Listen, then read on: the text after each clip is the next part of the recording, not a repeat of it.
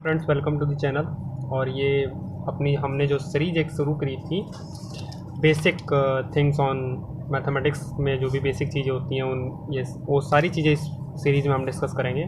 और मैं आशा करता हूँ कि आपने जो पिछली वीडियो देखी थी इस पर वो आपको समझ आई होगी ऑन द डिवीज़न एल्गोरिथम, मतलब कि दो इंटीजर फाइंड करना। और उसमें उसका प्रूफ भी थोड़ा सा टेक्निकल था, वो भी आपको समझ आया। अगर वो प्रूफ नहीं समझ आया तो फिर एक बार उसी के सिमिलर प्रूफ हम इस भी स्टेटमेंट का करेंगे। और ये स्टेटमेंट और कुछ नहीं है, GCD is a linear combination. अब कोई बच्चा हमसे पूछ सकता है, या फिर कुछ बच्चों को ये डाउट होगा जो नए बार पढ़ने आ रहे हैं कि लीनियर कॉम्बिनेशन का क्या मतलब है। तो मैं इसके लिए सिर्फ इतना कहूँगा कि अगर किसी नंबर को हम दो या दो से अधिक किसी नंबर के कॉम्बिनेशन में लिख पाएँ तो लीनियर कॉम्बिनेशन कहते हैं। मोर रफली, ये रफली आइडिया है। लीनियर कॉम्बिनेशन आप जब वेक्टर स्पेसेस हम पढ़ते हैं तो उसमें ज़्यादा डीपली समझ आता है कि लीनियर कॉम्बिनेशन असल में क्या है। तो ये लेमा है, इसको हम यूक्लिड लेमा भी कई बार कहते हैं। और ये जीसीडी के ऊपर है। जीसीडी क्या होता है, जीसीडी के बारे में भी हम थोड़ा बहुत डिस्कशन कर लेते हैं इसी में। तो जीसीडी इसको हम बोलते हैं greatest common divisor. Okay, greatest common divisor मतलब कि कॉमन डिवाइज़र्स में से जो सबसे बड़ा कॉमन डिवाइज़र होगा उसे हम ग्रेटेस्ट कॉमन डिवाइज़र कहेंगे। तो और इसी तरह एक और पढ़ते हैं आप लोग एलसीएम, लीस्ट कॉमन मल्टीपल।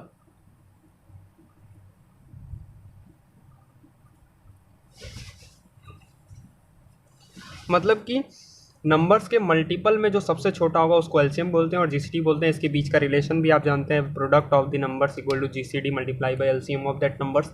सो ये सब बेसिक प्रॉपर्टी जो आप छोटी क्लासों में कर चुके हैं। यहाँ पे हमको पढ़ना ये है कि अगर कोई दो नंबर ए और बी हमारे पास नॉन जीरो इंटीजर्स हैं तो जो जीसीडी होगा ए बी का वो उन दो नंबर्स के लीनियर कॉम्बिनेशन में लिखा जा सकता है। दैट्स वाई कि हमने इसको लीनियर कॉम्बिनेशन के नाम दिया। मतलब कि उन दो इंटीजर्स के करस्पॉन्डिंग दो और integers, non negative integers S और टी एग्जिस्ट करेंगे। ये ज़ीरो भी हो सकते हैं, ये पॉजिटिव नेगेटिव कुछ भी हो सकते हैं, लेकिन इनमें नॉन जीरो होना जरूरी है क्योंकि नॉन जीरो ही का ही हम जीसीडी बता सकते हैं। तो एस और टी एग्जिस्ट करेंगे सच दैट कि जो जीसीडी होगा वो a s plus b t के रूप में लिखा जा सकता है। मोर ओवर हम ये कह सकते हैं जीसीडी जो है वो स्मॉलेस्ट पॉजिटिव इंटीजर होता है जो इस फॉर्म में लिखा जा सके। इससे बड़े भी ऐसे इंटीजर मिलेंगे आपको, जीसीडी से बड़े भी ऐसे इंटीजर हो सकते हैं जो ये लिखे जाएं, लेकिन जीसीडी जो होगा वो सबसे छोटा होगा। All about this theorem. तो ये थ्योरम भी मतलब इसमें कुछ चीज़ें एकदम सेम है, जिस तरह से हमने जो पिछला एल्गोरिथम प्रूव किया था एकदम सेम है। इसमें भी हम कंसीडर करेंगे एक सेट। प्रूफ की तरफ हम बढ़ते हैं थोड़ा सा। कंसीडर दिस सेट हम क्या कंसीडर कर रहे हैं, कोई भी सेट ऐसा नाम दे रहे हैं और इसमें कंसीडर कर रहे हैं इन्हीं इंटीजर्स को, कलेक्शन ऑफ दीज इंटीजर्स। तो मैंने कल भी बोला था कि अगर आप ऐसे कोई भी आर्बिट्रेरी सेट डिफाइन करते हैं तो उसको नॉन एम्प्टी प्रूव करना बहुत ज़रूरी है। और इसमें प्रूफ भी करने जैसा कुछ है नहीं क्योंकि ये सेट ऑब्वियसली नॉन एम्प्टी है ही। और एक कॉजन मैं यहाँ पे दूंगा कि ऑब्वियसली चीज़ कुछ भी नहीं होता है। तो मैं यहाँ लिख तो दे रहा हूँ लेकिन आपको ये वेरीफाई करना चाहिए कि ऑब्वियसली ये कैसे बना, ये सेट क्यों ऑब्वियसली नॉन एम्प्टी है। कुछ चीज़ें मैं उसमें डिस्कस कर दे रहा हूँ, जैसे अगर ए एम और बी एन ग्रेटर दैन 0 चाहिए। अगर कोई पॉसिबल ऐसा हुआ कि ए एम और प्लस बी एन की वैल्यू लेस देन 0 हो गए तो आप एम एन और एन को नेगेटिव मतलब माइनस से रिप्लेस कर दीजिए, एम एन और एन को माइनस एन और माइनस एम से रिप्लेस कर दीजिए। तो ये छोटा सा हिंट है, आप इसको देखिए कि ये ऑब्वियस कैसे हो गया कि एस नॉन एम्प्टी है। पहली चीज़ हमने प्रूव कर दी। अगर ये जो सेट है वो नॉन एम्प्टी हमने प्रूव कर दिया, पहली चीज़। दूसरी चीज़ कि वेल ऑर्डरिंग अगर हम प्रिंसिपल देखें सकता, वेल ऑर्डरिंग प्रिंसिपल ये था कि हम स्मॉलेस्ट एलिमेंट निकाल सकते हैं अगर कोई भी सेट है, सबसेट है इंटीजर्स का। तो इसमें से भी हम एक स्मॉलेस्ट एलिमेंट मान लेते हैं। लेट दैट एलिमेंट हम कुछ भी मान लेते हैं, से डी। ओके, हम मान लेते हैं कि वो एलिमेंट डी है। तो अगर वो एलिमेंट डी है तो वो इसी फॉर्म में लिखा जाए कि इस सेट का एलिमेंट है, स्मॉलेस्ट है। और स्मॉलेस्ट कैसे मिल गया, हमें मिल कैसे गया ये स्मॉलेस्ट एलिमेंट, तो by the well ordering principle. तो सारी चीज़ें क्लियर होनी चाहिए, कोई कुछ भी पूछे आपको इसमें से आप बता सकें। तो वेल ऑर्डरिंग प्रिंसिपल से ये हमें डी मिल गया। अब इसका मतलब है हमें प्रूफ क्या करना पड़ा। अगर हमें स्मॉलेस्ट नंबर मिल गया, अगर हम प्रूव कर दें कि ये जो डी है यही जीसीडी है ए और बी का, तो हमारा लेमा प्रूव हो जाएगा। आप देखिए इसमें प्रूव क्या करना है आपको, हमको यही प्रूव करना है ना कि जीसीडी जो है वो इसके बराबर हो और जीसीडी स्मॉलेस्ट भी होना चाहिए। तो हमने स्मॉलेस्ट एलिमेंट तो फाइंड कर लिया, अब यही प्रूव कर दें कि यही स्मॉलेस्ट एलिमेंट हमारा जीसीडी है, तो काम बन गया। जीसीडी के लिए क्या करना पड़ेगा कि कॉमन डिवाइजर्स जो होंगे उसमें ग्रेटेस्ट ढूंढ दें हम, तो हमारा कॉमन डिवाइजर हो जाएगा। तो चलिए तो हम इसको वेरीफाई करते हैं हमारे पास क्या क्या चीज़ें हैं, उस क्या क्या हमारे पास। एक तो नंबर डी है हमारे पास, एक ए है, एक बी है, ये 3 है नंबर हमारे पास। तो आप बताइए अगर 2 इंटीजर्स आपको दिए गए हो डी और ए, तो डिवीज़न एल्गोरिथम क्या कहता है, आप 2 और नंबर फाइंड कर सकते हैं आराम से।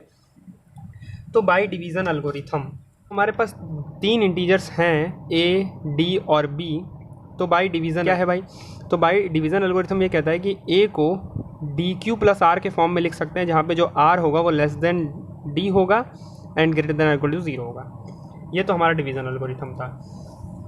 अब जब डिवीज़न एल्गोरिथम से हम ये लिख सकते हैं, अगर if r is greater than 0 होगा, तो आर जो होगा equal a minus d q लिख दें हम। और अगर a माइनस डी क्यू लिखा तो d बराबर हमें क्या मिला था, हमने क्या d को हमने क्या माना था, स्मॉलेस्ट एलिमेंट यहाँ माना था। देखिए स्मॉलेस्ट एलिमेंट यहाँ माना था d को, तो d स्मॉलेस्ट एलिमेंट है, तो यहाँ लिख देंगे a माइनस डी की जगह as plus b t and फिर ब्रैकेट में के बाद q। अब देखिए इसमें धीरे धीरे हम आगे बढ़ते रहेंगे, इसी तरह इसका मल्टीप्लाई करिए, a q s plus minus a b t, q b t हो गया। अब यहाँ से हम a को कॉमन ले लें, a कॉमन हो जाएगा तो यहाँ क्या हो जाएगा 1 minus q s and minus q b T.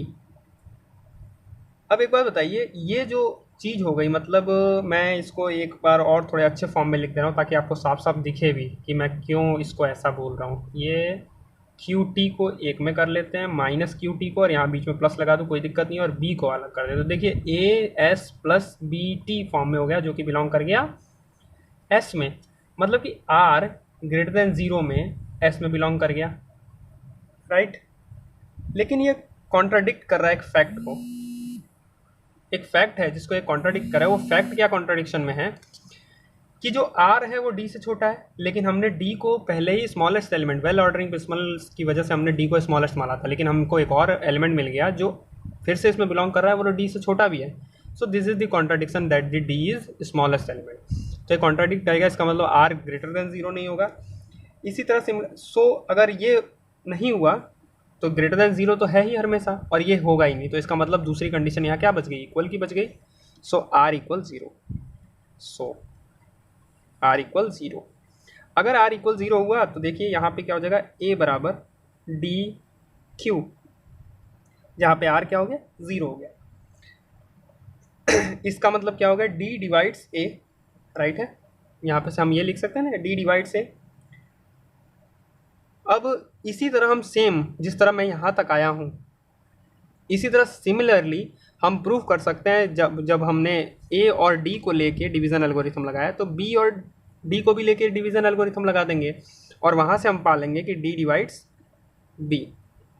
तो हमने एक चीज़ तो प्रूव कर दी।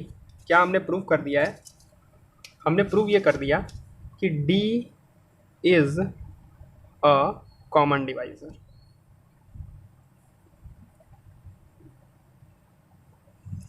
अब हमको यही प्रूव करना है कि ये ग्रेटेस्ट है। कॉमन डिवाइज़र हो गया ना, ए को भी डिवाइड कर रहा था, बी को भी डिवाइड कर रहा था, कॉमन डिवाइज़र हो गया। ये जो गैप है इसके बीच में मैंने कुछ जगहें छोड़ी हैं, इस गैप को आप फिल करिए। कैसे, मैं फिर से आप क्या करिए, डी और बी लीजिए, डिवीज़न एल्गोरिथम लगाइए, और इस स्टेज पे आके कॉन्ट्राडिक्ट करिए फैक्ट को कि ये नहीं हो सकता। दैट्स ऑल, और कुछ नहीं इसमें करना। सो हमने ये प्रूव कर दिया। ऑल अबाउट जो रिमेनिंग चीज़ है वो क्या है, रिमेन। ये चीज़ें जैसे बार बार बीच बीच में ये सब बताना इसलिए ज़रूरी है क्योंकि अगर आप अपना जो टारगेट है वो नहीं फिक्स करेंगे तो फिर इसमें प्रूफ में घूमते रहेंगे। तो रिमेनिंग क्या है कि D इज़ ग्रेटेस्ट, GCD है, बस यही प्रूव कर देना है। तो इसके लिए हम क्या करें, मान लेते हैं कि कोई और भी C कोई भी डिवाइज़र है इसका, कोई भी C, या फिर आप D डैश, कोई भी आपका मन करे, D डैश मान लेते हैं। D dash is another common divisor. मैं CD लिख दे रहा हूँ, ज़्यादा लिखने की ज़रूरत नहीं है।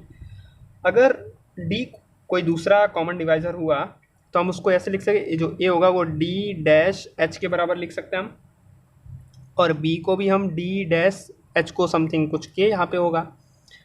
और तो जो डी है वो क्या था, a s plus b t के फॉर्म में था।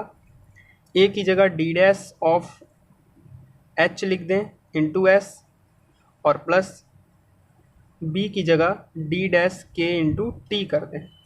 तो अगर मैं इसको थोड़ा सा सही से लिखूं, यहाँ पे मैं लिख रहा हूँ कि इसमें मैं थोड़ा कॉमन वॉमन करके लिख दे रहा हूँ कि डी डैश, डी को इधर ले दे रहे, डी डैश को कॉमन ले रहे हैं, तो यहाँ क्या बचेगा एच एस प्लस के टी। यहाँ से हमें मिला कि डी डैश जो है वो डिवाइड कर रहा है डी को। अगर डी डैश डी को डिवाइड कर रहा होगा, आप बात को समझने की कोशिश करें कि डी डैश डी को डिवाइड कर रहा है, इसका मतलब डी जो हो गया वो क्या हो गया, ग्रेटेस्ट हो गया।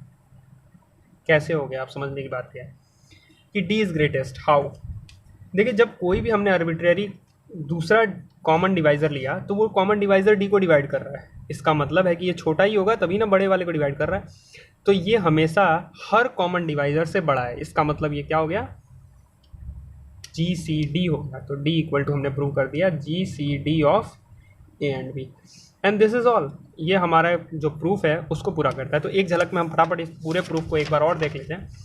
प्रूफ ये कह रहा है कि अगर आपको प्रूफ ये करना है कि जो जी सी डी है वो लीनियर कॉम्बिनेशन है, और जी सी डी क्या होता है, स्मॉलेस्ट पॉजिटिव इंटीजर है जो ए एस बी टी के फॉर्म में। एक सेट बना लीजिए, इसको नॉन एम्प्टी प्रूफ कर लीजिए, सेट ऐसा होना चाहिए। अब इस सेट में मतलब हम कोई भी वेल ऑर्डरिंग प्रिंसिपल के द्वारा कोई भी एलिमेंट डी ले लेंगे। डी मैंने इसलिए ले लिया क्योंकि आपका मन करे आप ए बी सी डी कुछ भी ले सकते हैं, डी मैंने ले लिया। और डी को हमें केवल प्रूफ करना क्या बच गया, जी सी डी प्रूफ कर दें, काम बन गया। तो जी सी डी से पहले हम सी डी प्रूफ करेंगे, कॉमन डिवाइज़र। तो हमारे पास 3 इंटीजर हैं डी ए बी, तो हमने ए डी और ए पे डिवीजन एल्गोरिथम लगा दिया, और वहाँ से यहाँ पे हम आए तो कॉन्ट्राडिक्शन मिला कि आर ग्रेटर देन 0 तो नहीं हो सकता, ये पॉसिबिलिटी नहीं हो सकती, और यहाँ लेस देन है ही, इसका मतलब एक ही पॉसिबिलिटी यहाँ बच गई, इक्वल वाली। तो आर इक्वल 0 हो गया, आर इक्वल 0 होते ही हमें ये पॉइंट मिला आर डी डिवाइड से। सिमिलरली जब हम डिवीजन एल्गोरिथम डी और बी के लिए लगाएंगे तो हमें ये मिलेगा, उससे हमें प्रूव कर देंगे कि डी जो है कॉमन डिवाइज़र तो है। अब ग्रेटेस्ट कॉमन डिवाइज़र के लिए हम क्या करते हैं, कोई और दूसरा भी कॉमन डिवाइज़र मान लेते हैं। तो कोई दूसरा हमने कॉमन डिवाइज़र जैसे ही माना तो दूसरा कॉमन डिवाइज़र भी उसी डिवाइज़र को डिवाइड करने लग गया। इसका मतलब जो ये डिवाइज़र था वो ग्रेटेस्ट है, सारे डिवाइज़र्स में greatest. And this is all about this proof. So ये दूसरा लेक्चर था, और ये भी जो मैंने अभी प्रूफ किया ये लेमा, ये बहुत ही इंपॉर्टेंट है और बहुत ही बेसिक चीज़ है। ये हर बेसिक कोर्स में पहले आता है। जैसे आप अगर अलजेब्रा पढ़ना शुरू ही कर रहे हैं, ग्रुप थ्योरी पढ़ना शुरू कर रहे हैं, नंबर थ्योरी पढ़ना शुरू कर रहे हैं, तो ये सबसे पहले ही आता है। So must share these videos to everyone, and if you like my way of teaching, must comment me. Thanks for watching.